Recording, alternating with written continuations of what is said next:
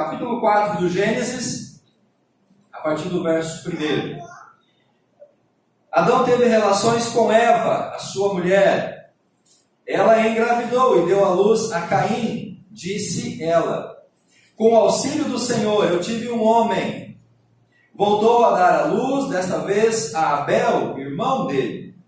Abel tornou-se pastor de ovelhas e Caim agricultor. Passado algum tempo, Caim trouxe do fruto da terra uma oferta ao Senhor. Abel, por sua vez, trouxe as partes gordas das primeiras crias do seu rebanho. O Senhor aceitou com agrado a Abel e a sua oferta, mas não aceitou Caim e a sua oferta. Por isso Caim se enfureceu e o seu rosto se transformou. Essa primeira mensagem, meus irmãos, sobre família, eu quero voltar a algumas bases bíblicas para o estabelecimento da família.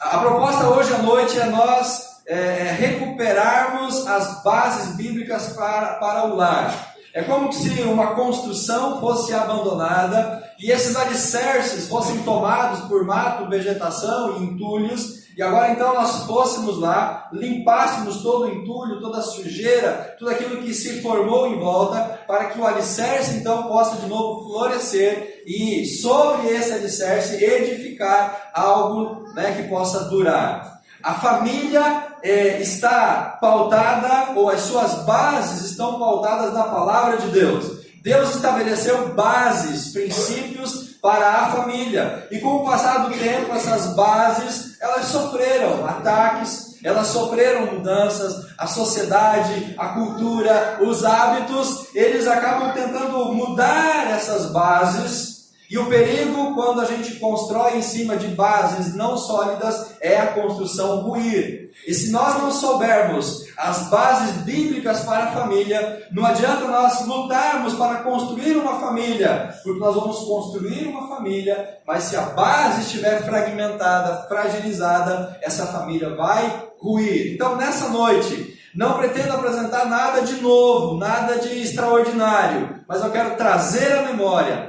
bases para a formação de uma família saudável. Amém? Que Deus possa nos abençoar. O texto do Gênesis que nós lemos, no capítulo 4, de 1 a 5, ele apresenta para nós alguns elementos para essas bases. Ele fala de um homem e de uma mulher que se unem, e a partir dessa união nascem filhos. E então o casal, ele gera filhos e a família se forma. Mas essa família também passa por algumas dificuldades, alguns problemas, algumas coisas impróprias para o bem-estar da família. E eles precisam administrar esses conflitos. Então nessa noite eu quero apresentar para você bases para um casamento saudável, bases para a formação de um lar que possa enfrentar problemas e dificuldades do dia a dia. No seu informativo, que você deve ter recebido ao chegar aqui no culto, na página primeira, na pastoral, estaria um extrato da nossa introdução do sermão dessa noite. Eu coloquei ali algumas informações da nossa Constituição. A Constituição é a nossa lei áurea, A Constituição é a lei que os homens devem seguir. E essa Constituição, ela traz alguns conceitos sobre família. Embora que, quando a lei do homem conflita com a lei de Deus, nós precisamos cumprir a lei de Deus. E o que eu quero apresentar para você nesse momento introdutório é exatamente isso. A lei do homem, ela em alguns momentos conflita com a lei de Deus. E toda vez que isso acontecer, meu irmão, você tem que ficar com a lei de Deus. Porque a lei de Deus, ela é maior do que a lei de qualquer homem. O texto, então, ele fala algumas coisas interessantes para nós. De que a família é a base da sociedade. E nós concordamos com isso, amém? Nós cremos que a família, o lar, é a base da sociedade. Uma casa saudável, uma família saudável vai edificar uma igreja saudável constrói uma sociedade saudável torna o mundo melhor. A base é a família. Se a família estiver destruída, a sociedade vai sofrer, o mundo vai ser um mundo mais cruel. A Constituição diz que a família é a base da sociedade. Diz que a família tem proteção do Estado. Diz que a lei humana reconhece a união estável de um homem e de uma mulher. Diz que os direitos e deveres da sociedade são exercidos igualmente para o homem, ou pelo homem e pela mulher. Diz ainda que o casal, a família, pode ter um planejamento familiar saudável. E nessas afirmações, eu concordo com elas. E o destaque que eu faço aqui, meus irmãos, é para a ênfase da formação da família a partir de um homem e a partir de uma mulher. E o texto do Gênesis nos fala: Adão e Eva, um homem e uma mulher, eles se uniram, e a partir dessa união, então nasce uma família, nasce um lar saudável. As Escrituras apresentam como plano divino para a formação da família a união entre um homem e uma mulher. Capítulo 2 do Gênesis, volte apenas algumas palavras anterior ao capítulo 4. No capítulo 2 do Gênesis, no verso número 24, nós já temos essa referência bíblica. Por essa razão, o homem deixará o seu pai e a sua mãe. Pai é homem, mãe é mulher. Então o homem deixa pai e mãe, e a Bíblia diz: vai se unir à sua mulher, e eles se tornarão uma só carne. Essa, meus irmãos, esse é um princípio inegociável para a formação de uma família. A união de um homem e de uma mulher. A Bíblia aponta para esse princípio e para essa base. Mas a mesma Constituição, que traz elementos positivos e bíblicos, ou com fundo bíblico, ela também traz algumas declarações que a mim me preocupam e me preocuparam. O texto diz que é reconhecida a união estável. Entende-se como família uma comunidade formada por qualquer um dos pais e os seus descendentes. E ainda uma outra expressão: o casamento civil pode ser dissolvido pelo divórcio. Quando eu li isso, eu fiquei preocupado, porque essa é a lei do Brasil, é a lei máxima, a lei do homem. Mas a lei do homem está dizendo aqui que há uma facilidade para que um homem e uma mulher, eles se unam através de um contrato. União estável é isso. O homem e a mulher fazem um contrato, e eles convivem, eles se relacionam a partir dos termos desse contrato. Se a relação não der certo, se as coisas não fluírem, simplesmente rasga-se o contrato, cada parte cumpre a sua parte no contrato e os dois seguem a sua vida. Irmãos, isso a mim me preocupa. Me preocupa por quê? Porque, ao meu ver, a união estável é uma forma mais fácil, é uma forma menos comprometedora por parte de um homem e de uma mulher. Em lugar deles irem ao cartório, levarem 2 testemunhas, darem os seus nomes, esperarem 30 dias para poder assinar uma certidão de casamento civil, simplesmente se faz um contrato. E esse contrato pode até ser feito por procuração. Então, meus irmãos, ao meu ver, é uma maneira de facilitar ou de menos se comprometer. Porque, afinal de contas, se não der certo no dia a dia, rasga o contrato, cada um segue a sua vida, e assim vão ficar as marcas, as amarguras para aquelas 2 pessoas. Mas a mesma afirmação e a outra frase que a mim me preocupa é quando diz que uma entidade familiar pode ser formada por qualquer um dos pais com os seus filhos. Embora que não há como negar que uma mãe que esteja só, ela possa, junto com os seus filhos, ser reconhecida como família, e de fato é. Uma mãe, uma mulher sozinha que tenha filhos, é uma família. Ou um homem sozinho que tenha filhos também configura uma família. Mas a mim o que me preocupa é essa afirmação, é que você então desassocia o casamento, a união do homem e da mulher. É como se a mulher possa, ela sozinha, formar uma família sem a presença masculina, sem o homem nessa relação. Ou da mesma maneira, o homem não estar na presença, na companhia de uma mulher para formar esse lar. Embora separados, cuidando dos seus filhos, se tornem uma família, isso pode gerar traumas para ambos os lados, principalmente para os filhos. A não ser que um dos cônjuges morre, e aí naturalmente o cônjuge que ficou, ele vai com os seus filhos formar uma família. E isso acontece muitas vezes. Eu tenho essa experiência. O meu pai faleceu quando eu tinha 18 anos de idade. Então a nossa família passou a ser constituída da minha mãe, de mim e do meu irmão. Nós três formamos uma família. Não havia mais a figura do homem, porque ele faleceu. Aí, nesse contexto, irmãos, até que a gente pode, então, concordar. Mas fora isso, nós vamos ter traumas e prejuízos. E por último, e mais grave nessa declaração, é a questão da dissolução do casamento por meio do divórcio. O divórcio não está nos planos divinos. A separação não faz parte do projeto de Deus para o casamento e para a família. O divórcio, meus irmãos, ele é uma concessão de Deus por causa da dureza do nosso coração. Foi isso que Jesus disse para os líderes. Foi isso que que a Bíblia e Moisés traz também para as pessoas. A separação é fruto da dureza do coração, tanto do homem quanto da mulher, ou de ambos, mas ele não está no plano divino. O divórcio, ele não separa apenas o homem e a mulher. O divórcio separa famílias, separa o pai da mãe, ou o pai dos filhos, melhor dizendo, separa a mãe dos filhos, separa tios de sobrinhos, avós de netos. A separação do casal, ela vai muito além de uma simples relação entre um homem e uma mulher. Envolve, meus irmãos, muitas outras situações.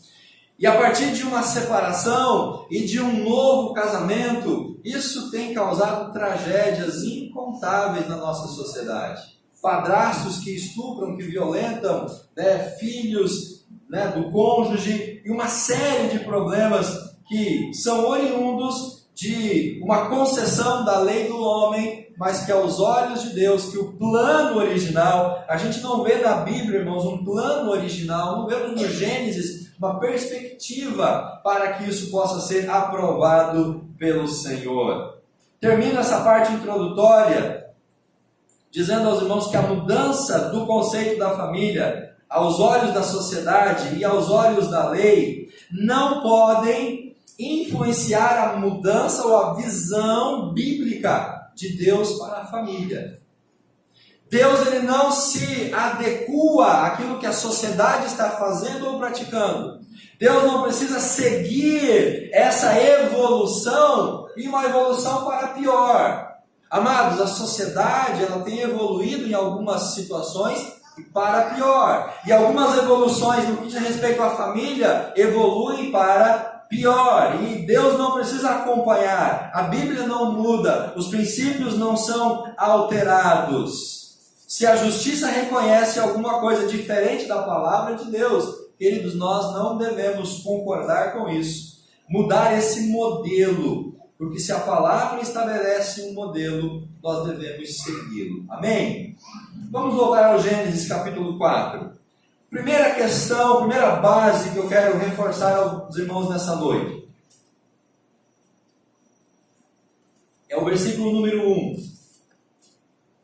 Adão teve relações com Eva, a sua mulher.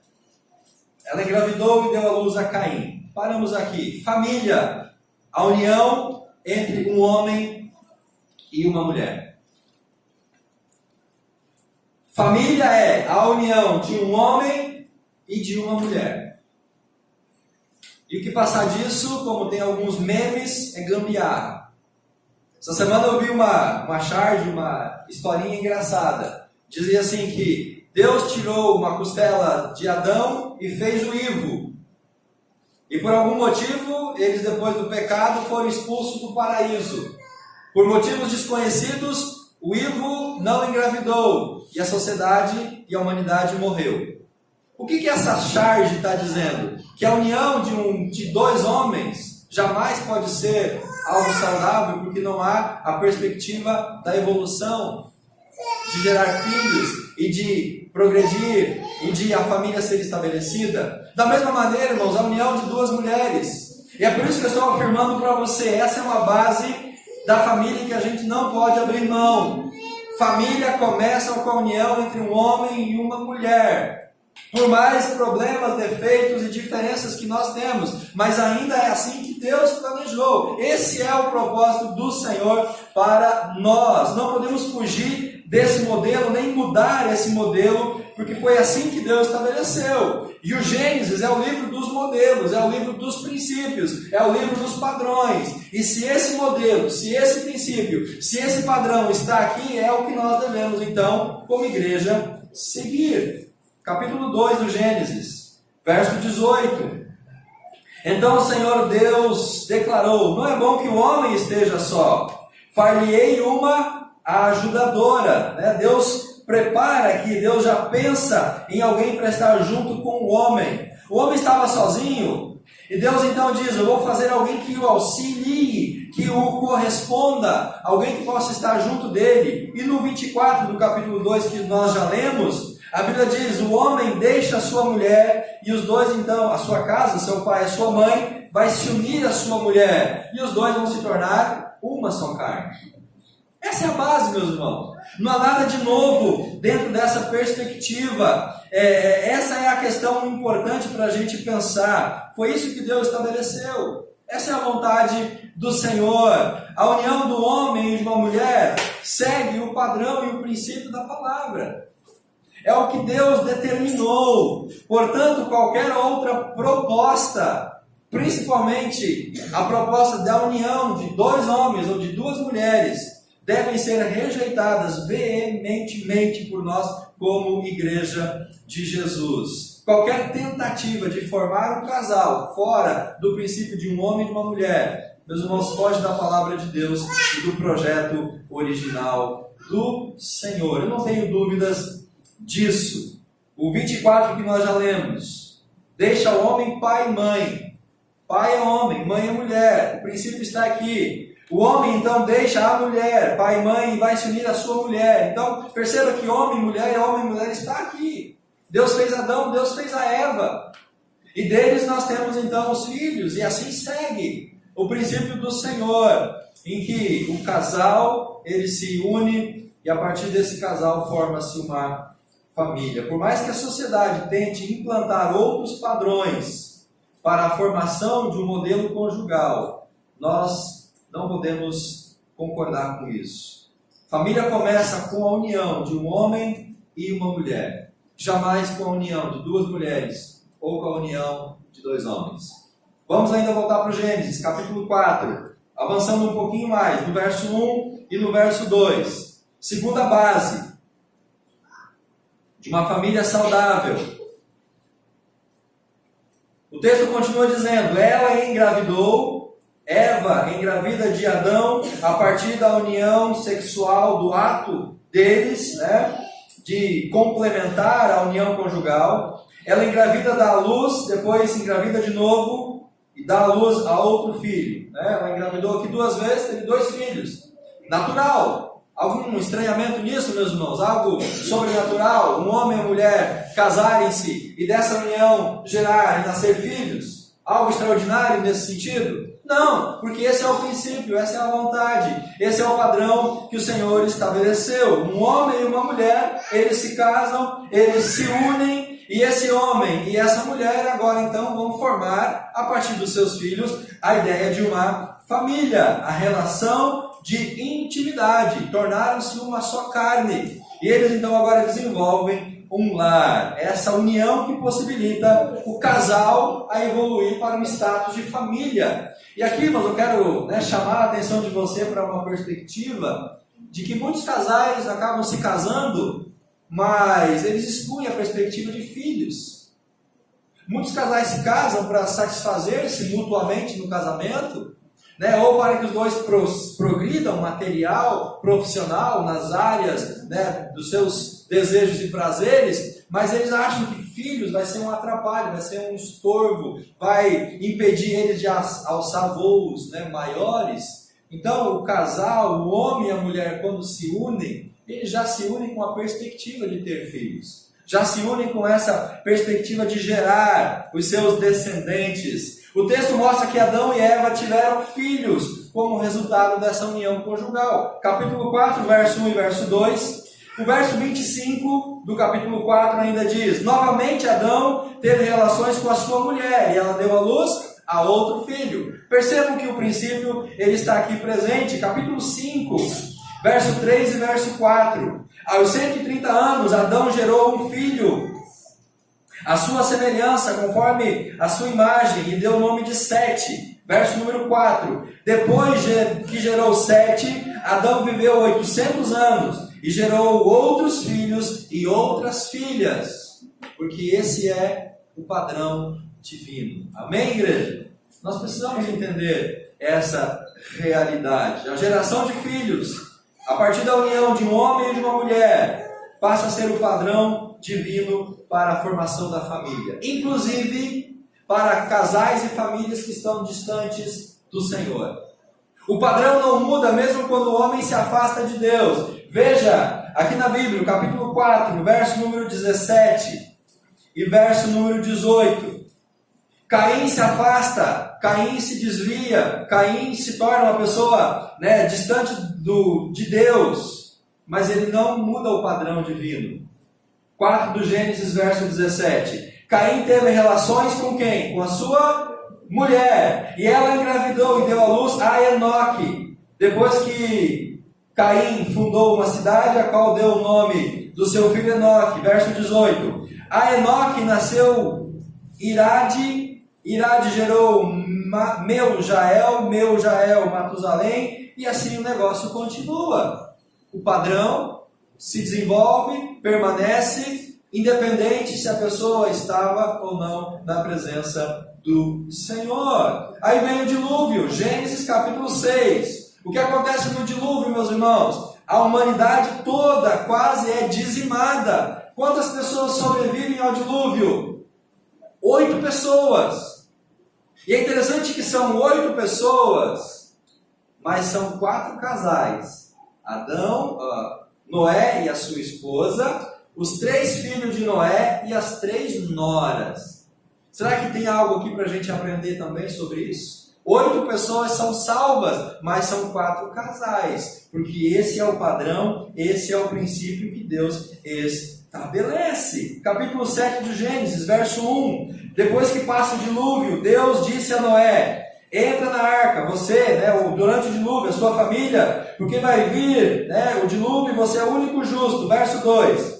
Leve os casais de animais. Interessante, irmãos, que até mesmo o reino animal segue um padrão de macho e fêmea, a não ser algumas espécies que são hermafroditas, mas a grande maioria, até mesmo do reino animal, segue um padrão macho e fêmea. E por que o homem quer mudar esse padrão? Por que o homem quer mudar esse princípio? Bom, vem o dilúvio, a humanidade morre. Capítulo 9 do Gênesis. Capítulo 9, verso 1. Noé sai da arca junto com seus filhos. Deus fala com Noé. E a Bíblia diz: Deus abençoou Noé e os seus filhos, dizendo: sejam férteis, multipliquem-se e encham a terra. Amém? O que Deus está dizendo? O padrão da família continua. A união de um homem com uma mulher vai gerar filhos.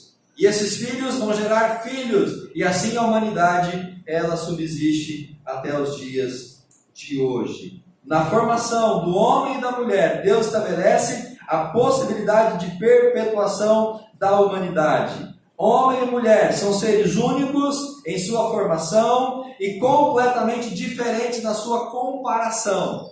Não há como comparar um homem com uma mulher, mas quando esse homem é diferente dessa mulher que é diferente, eles se unem, ali existe então a perfeição de Deus para o seu projeto familiar. O homem e a mulher reúnem os pré-requisitos para a formação de uma família, de um lar saudável. Amém, querido?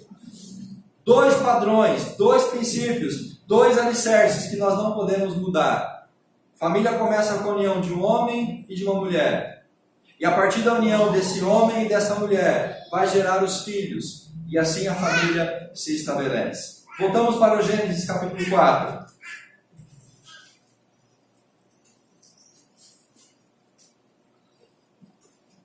Depois de uma família estabelecida,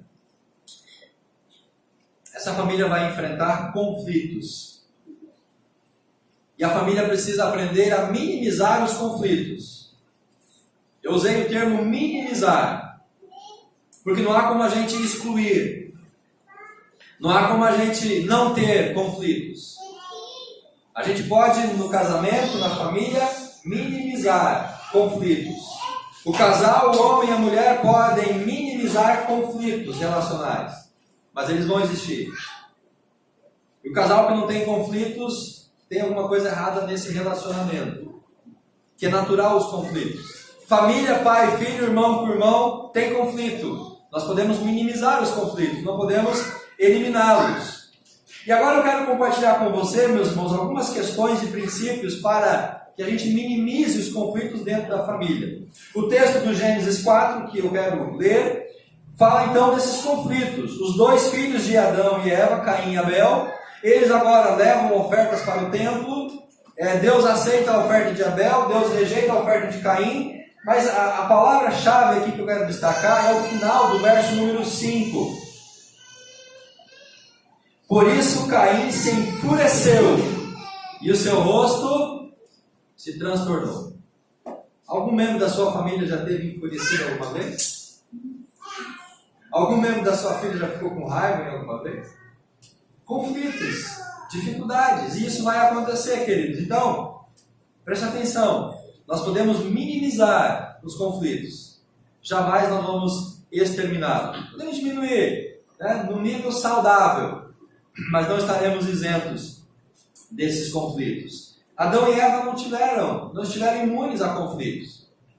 Aliás, eles tiveram um grande conflito. Quem tem 2 filhos ou mais aí? Levanta a mão. Algum filho já matou o outro? Algum irmão já matou outro irmão aí? Graças a Deus, amém. Então, Noé, Adão e Eva passaram uma situação mais ruim do que nós. O irmão matou o outro. Pensa numa tragédia dentro da casa. Conflitos, meus irmãos, não há como a gente minimizá-los. Então vamos lá. Como minimizar os conflitos? Primeiramente, na escolha, na determinação do cônjuge. Solteiros, agora é para vocês. Solteiros que querem se casar, agora é para você. Preste atenção aqui. Como que você vai evitar e minimizar conflitos no casamento? Determinando de onde vem o teu cônjuge. No Antigo Testamento, e biblicamente falando, o livro do Levítico e Deuteronômio apresenta algumas relações conjugais proibidas. Irmãos de sangue, filhos com pais, o filho casar com a mãe do pai, com a madrasta, algumas relações eram extremamente proibidas. Mas havia alguns contextos, e a maioria dos casamentos no Antigo Testamento, eles se davam dentro dos clãs, das famílias, mas não com parentescos de sangue, laços de sangue. Primos terceiros, primos quartos, Havia esse hábito de se casar dentro desses clãs familiares. E principalmente depois, com a evolução do povo de Israel, a orientação de Deus era para que o povo de Israel casasse com pessoas do próprio povo, não buscasse fora filisteus e pessoas de outras nações e de outras culturas. Por exemplo, o casamento de Isaac com Rebeca é dentro do mesmo clã familiar, Jacó e Raquel, E aí quando nós temos o livro dos Juízes, Sansão, que se apaixona por uma filisteia, que era fora do povo de Israel, e ele se apaixona por aquela mulher, e ele insiste em desobedecer o pai e a mãe, que eram contra, e ele casa com aquela mulher, que era fora do seu clã, fora do seu povo, fora da sua convivência. Sansão tem uma tragédia conjugal. A noiva chora os 7 dias de lua de mel. E no final dos 7 dias, o pai da noiva dá ela para o amigo de Sansão. Tragédia, meus irmãos, que cria em Sansão um buraco na sua alma. Ele depois vai se envolver com prostitutas, e depois ele vai se envolver com Dalila, e ele morre, ou o seu fim se dá nos braços de uma mulher, de uma prostituta. Por quê? Porque começou lá na determinação do cônjuge. Se ele tivesse obedecido o pai e a mãe, que falaram assim: meu filho, não tem nenhuma menina aqui do nosso povo que você possa se casar com ela. Sansão disse: não, pai, eu gostei daquela, ela é bonita demais, ela é de parar o trânsito, eu fiquei enlouquecido, eu quero casar com ela, que vai ser ela e pronto, acabou. e ele se deu mal.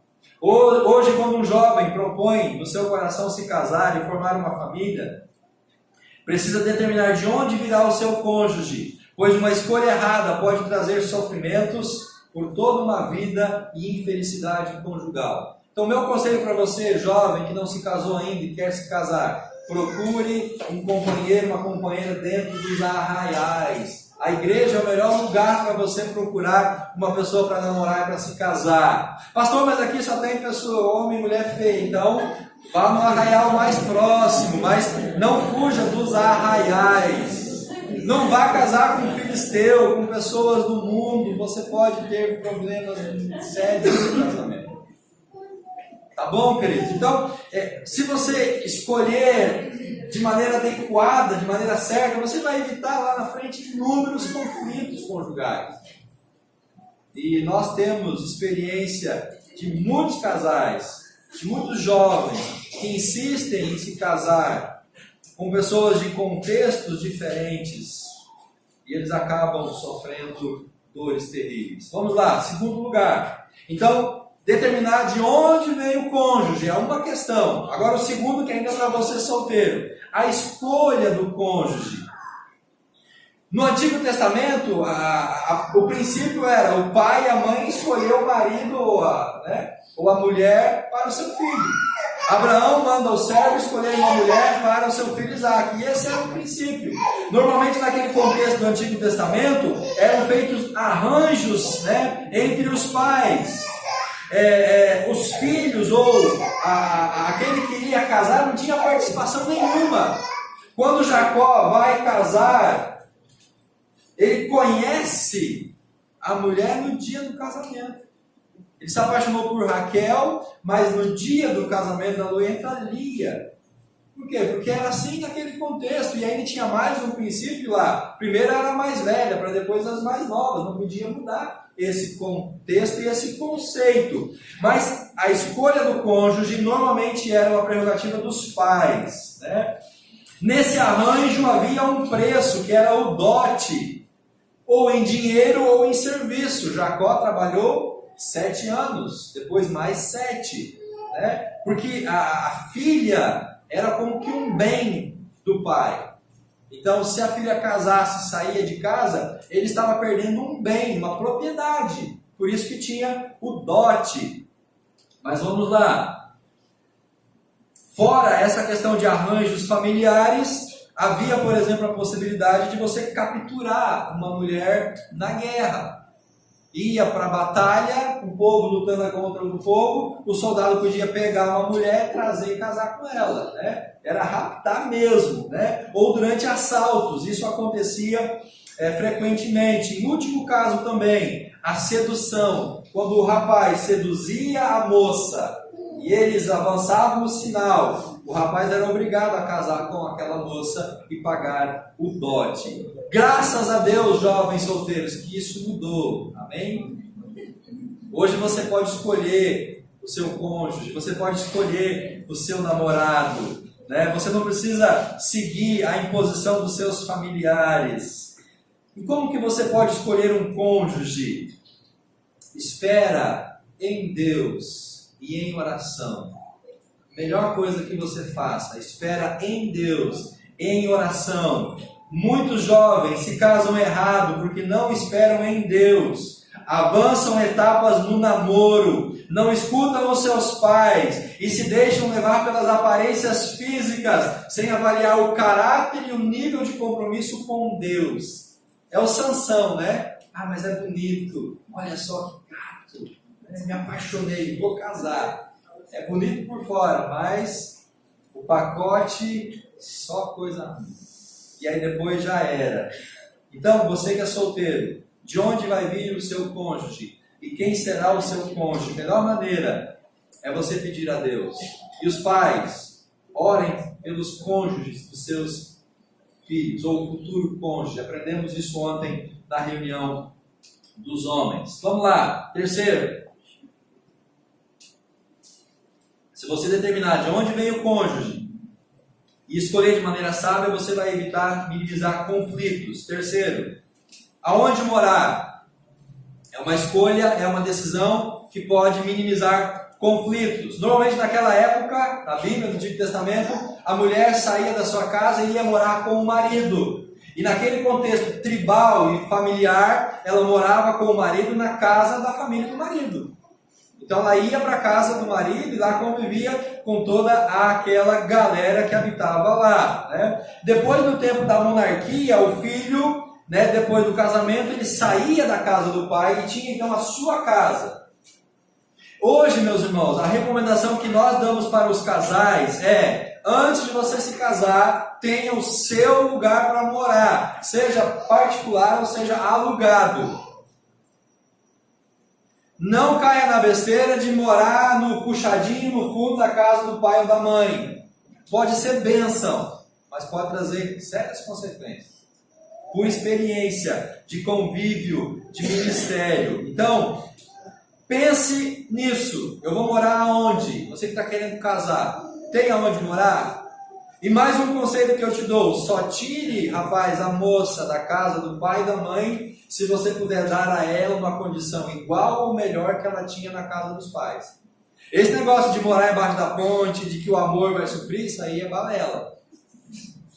Não há ponte que resista para a falta de comida, para a falta de dinheiro, para a falta de banho quente e de muitas outras coisas. Então, rapaz, só tire a menina se você puder dar uma condição igual ou melhor. Moça, impõe isso como regra. Quer casar comigo? Uma condição igual a que eu tenho na casa do meu pai ou melhor. Se não for assim, diga, vai trabalhar e ganhe mais dinheiro, depois a gente conversa. O puxadinho no fundo não é uma boa opção, tá? Pode trazer problemas. Então, se você escolher e souber aonde você vai morar, vai minimizar conflitos no futuro. Marido e mulher, principalmente no Antigo Testamento, o marido era o senhor da mulher. Ele era o mestre da mulher. No Antigo Testamento, meus irmãos, o casamento ele era extremamente patriarcal e o homem era uma figura de autoridade. No Antigo Testamento, a mulher ela não tinha quase nenhum direito. O homem era o privilegiado. A moça era sujeita ao pai enquanto era solteira. Depois que ela casava, ela ficava sujeita ao marido. Então não tinha liberdade. Aí eu vou casar para sair de casa para ficar livre. Não, ela era sujeita ao marido. O homem podia divorciar-se da mulher. A mulher não podia se divorciar do homem. A mulher não herdava a propriedade do marido, porque eram os filhos que herdavam essa propriedade. Os deveres da mulher era cuidar dos filhos, fazer as tarefas de casa, ajudar o marido quando necessário. E a fidelidade era requerida de ambos os cônjuges. O papel mais importante da mulher era gerar filhos. Isso no Antigo Testamento.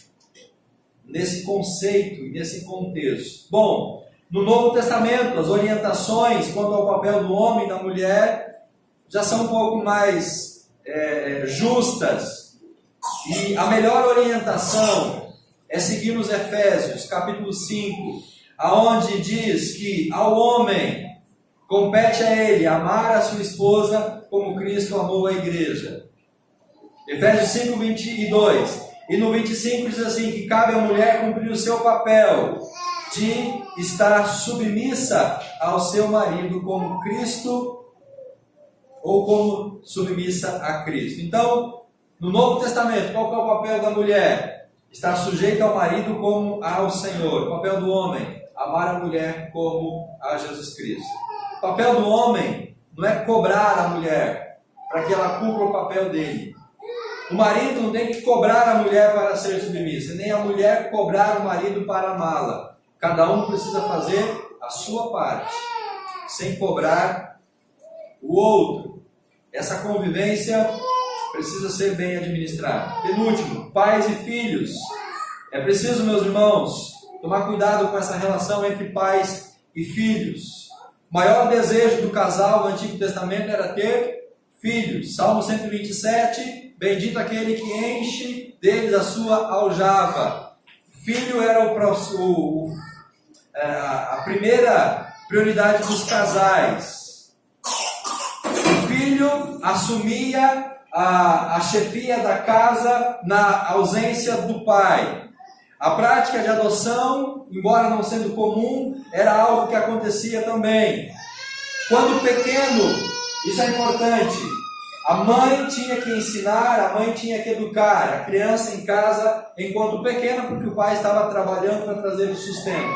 Mas quando o rapaz chegava a uma idade de adolescência, de juventude, aí era o pai quem tinha que ministrar o ensino para o filho, principalmente o ofício, que era a sua própria profissão. Então, a mãe cuidava de uma educação enquanto a criança era pequena. Se fosse uma moça, mulher, a mãe tinha que fazer esse papel de ensinar, de educar a menina. E se fosse rapaz, aí entrava o papel do homem de ensinar esse filho. E esse tema, nós vamos ter um culto só para tratar dessa relação de pais e filhos. Então, eu não vou avançar nesse assunto. Último tema, parentes, que pode gerar conflito também. Era muito comum no tempo bíblico o convívio próximo dos parentes, famílias moraram juntas. Naquela época, os laços de sangue entre os membros eram muito fortes. E como consequência, haviam desavenças, haviam dificuldades, haviam problemas. Mas esse laço parentesco também poderia ser bênção para socorrer, para ajudar numa dificuldade. Os laços de parentesco são importantes ainda hoje, porque eles dizem respeito à solidariedade e ao socorro. Porém, é preciso saber manter uma relação saudável para que a influência dos familiares, dos parentes, não tragam dificuldades para nós. Em Mateus capítulo 10 e no capítulo 19, Jesus fala assim, que aquele que ama mais pai e mãe do que a Jesus não é digno de Jesus. E meus irmãos, há alguns parentes que a gente precisa manter uma certa distância. Alguns parentes, alguns familiares que a gente precisa ter uma relação saudável para que não tragam conflitos para os nossos lares. Amém? Fique de pé, em nome de Jesus.